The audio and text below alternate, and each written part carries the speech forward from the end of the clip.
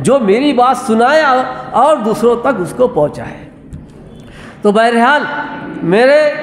طلباء یہ بڑے خوش نصیب ہیں کہ ان کو دارالعلوم ندوۃ العلماء میں علم حاصل کرنے کا موقع مل رہا ہے، تو یہ اپنے اوقات کی حفاظت کریں اور کسی بھی گھنٹے میں یہ غیر حاضر نہ رہیں، اور خارجی اوقات میں بھی جو اساتذہ سے نسبت ہے تو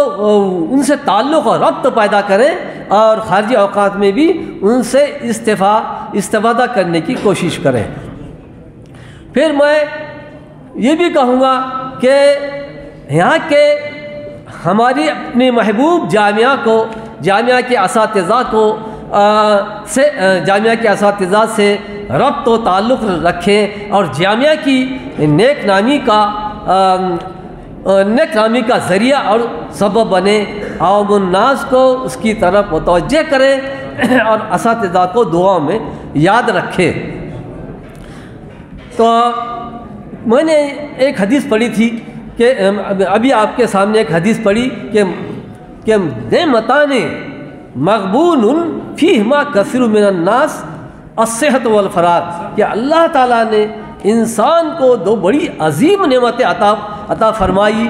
جس کے سلسلے میں، جس کے بارے میں لوگ دھوکے میں اور غفلت میں پڑے ہوئے ہیں،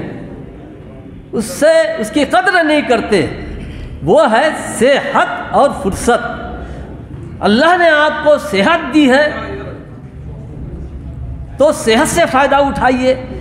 صحت اور فرصت بھی دی ہے۔ بعض وقت ایسا ہوتا ہے کہ صحت ہوتی ہے لیکن فرصت نہیں رہتی، اور بعض وقت فرصت رہتی ہے لیکن صحت نہیں ہوتی۔ تو اللہ نے جس کو یہ دو نعمتیں عطا کی ہے، دو بڑی نعمتیں ہیں، صحت اور فرصت، تو میں اپنے طلباء سے یہی کہوں گا کہ وہ اپنی صحت اور اپنی فرصت کو علمی کاموں میں صرف کریں اور علم کی طرف پوری توجہ دیں، اور اپنی علمی مہک کو ساری دنیا سے ساری دنیا کو معطر کریں، اور لوگوں کے معاشرہ میں جان کو بھی معطر کریں، اور ان کی علمی پیاس بجھائیں، اور اس کے ساتھ ساتھ علم کے ساتھ ساتھ تقوی اور صلاح بھی اپنے اندر پیدا کرے، کیونکہ علمی صلاحیت سے تو لوگوں میں آپ کی شہرت ہوگی، شہرت ہوگی، اور آپ بہت مشہور ہوں گے، لیکن خدا قدوس کے نزدیک آپ تقوی اور صلاح کے بغیر محبوب نہیں بن سکتے۔ تو تقوی اور صلاح سے محبوبیت اور مقبولیت خدا کی طرف سے آپ کو حاصل ہوگی۔ تو تقوی کے زیور سے بھی آپ آراستہ ہوں، جو علم آپ حاصل کر رہے ہیں اس پر عمل کرنے کی کوشش کریں، اللہ کے رسول صلی اللہ علیہ وسلم کی ایک ایک سنت کو زندہ کرنے کی کوشش کریں، اور جب آپ عمل کے پیکر بنیں گے، سنت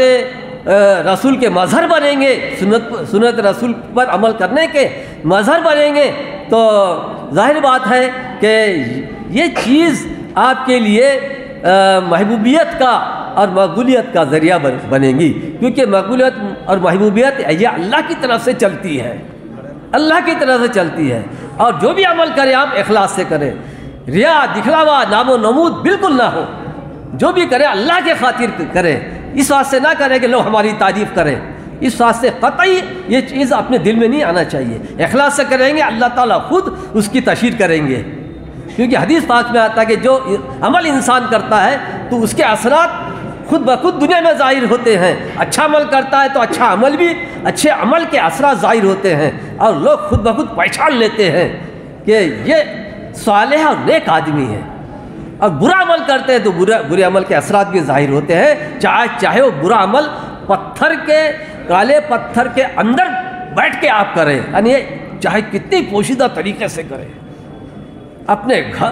محفوظ گھر میں کریں، لیکن اللہ تعالیٰ اس کو ظاہر کر دیتے ہیں۔ تو ہمیں چاہیے کہ ہم علم کے ساتھ ساتھ تقوی اور پرہیزگاری یعنی تقوی پرہیزگاری بھی اختیار کریں، اور اخلاص سے بھی اپنے آپ کو مزین کریں۔ بس اللہ تعالیٰ سے دعا ہے کہ ہمارے جانے والے طلباء کو اللہ تعالیٰ علم و عمل سے سرفراز فرمائے اور پوری زندگی ان کی علمی خدمت اور تقویٰ اور اخلاص کے ساتھ گزری، اور ہماری جو کوتاہیاں تدریس میں ہوئی ہے اللہ اسے معاف فرمائے، کیونکہ کوئی بندہ اپنے آپ کو تقصیرات سے مبرہ نہیں کہہ سکتا، کچھ نہ کچھ تو تقصیرات اور کوتاہیاں ہوئی جاتی ہے۔ تو اللہ تعالیٰ ہم سب کی خطائی بھی معاف کریں، ہم بھی طلباء کی خطاؤں کو معاف کرتے ہیں، اور طلباء سے جو ہم نے سخت سست کہا ہے یا جو زیادتی ہوئی ہے ان کی ہم معافی چاہتے ہیں کہ وہ بھی ہمیں اپنے صمیم قلب سے سچے دل سے ہمیں معاف کر دیں۔ وآخر دعوانا الحمدللہ رب العالمین۔ جزاکم اللہ خیرا واحسن الجزا۔ اب اس کے بعد میں استاد الاساتذہ مولانا شیخ علیم الدین صاحب ندوی سے درخواست کرتا ہوں کہ اس موقع پر اپنے تاثرات کا اظہار کرے۔